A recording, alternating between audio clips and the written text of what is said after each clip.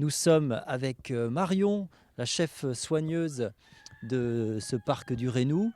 Marion, vous êtes combien de soigneurs ici en fait? Alors on est 6 en été, 6 en hiver pardon, et 9 en été. Donc les principales tâches de la journée, là, c'est quoi? Eh bien, ça va être tout d'abord d'observer l'état de santé des animaux, s'assurer que les clôtures sont également en état pour assurer la sécurité des visiteurs et des animaux, et puis gérer l'alimentation, le nettoyage des enclos et ce genre de choses.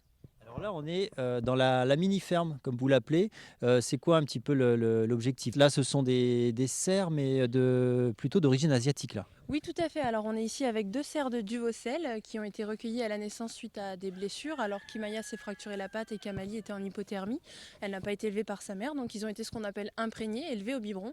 Et la mini-ferme, tout simplement, est là pour montrer la domestication des animaux et la différence avec les espèces sauvages. Qu'est-ce que vous aimez dire un petit peu au groupe qui viennent vous voir?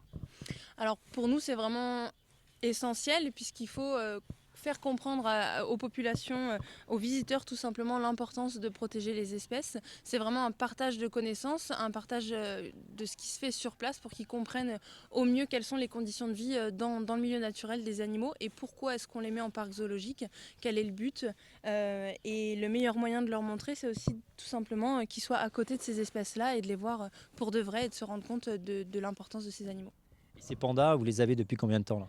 Alors on a commencé avec les pandas en 2014, on leur a fait une toute nouvelle installation ici et on a commencé avec 3 mâles dans le cadre d'un programme européen d'élevage puisque l'intérêt c'est de travailler pour la protection de ces espèces qui sont menacées dans la nature et maintenant on a depuis un an, là on est à peu près un an, la femelle est arrivée et on est en situation de reproduction donc on va pouvoir reproduire les pandarous normalement. Vous êtes à la tête d'une équipe scientifique, et vous menez, il y a des programmes de sauvegarde, de protection. Parlez-nous de ça alors.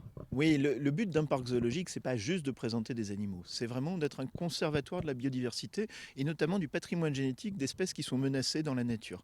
Donc on travaille en coordination européenne, hein, il y a une association européenne des zoos et des aquariums qui va nommer un coordinateur pour chaque programme, pour chaque espèce, qui va travailler en disant tel individu doit se reproduire avec tel individu qui peut être à l'autre bout de l'Europe, de façon à garder un patrimoine génétique le plus intéressant possible et le plus proche possible de celui des animaux dans la nature. Pourquoi? Tout simplement pour pouvoir un jour envisager de les réintroduire dans la nature et qu'ils soient capables d'avoir toutes les réactions génétiques face à l'adversité dans la nature. Là, on est dans un parc très grand, là, de 45 hectares. Quels sont les projets? Parce que chaque année, quand même, là, depuis que vous êtes là, notamment à la tête du parc, vous procédez à des aménagements, des agrandissements d'enclos. Quels sont les projets là, à venir? Alors effectivement, de toute façon, le tourisme, c'est de l'innovation, c'est du renouveau. Donc on essaye chaque année depuis 2012 de proposer des nouveaux espaces. Alors pour nos visiteurs, mais aussi pour nos animaux, on essaye de les reloger de façon à ce qu'ils soient des conditions optimales. Cette année, nous avons fait les maguets. On a réhabilité un ancien enclos à Puma.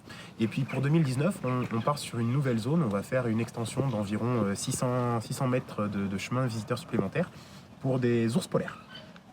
Donc une vraie nouveauté où ça demande pas mal d'aménagement. Ça fait déjà quelques mois qu'on travaille sur le projet et normalement les premiers gros coups de pelle devraient attaquer là dans 15 jours.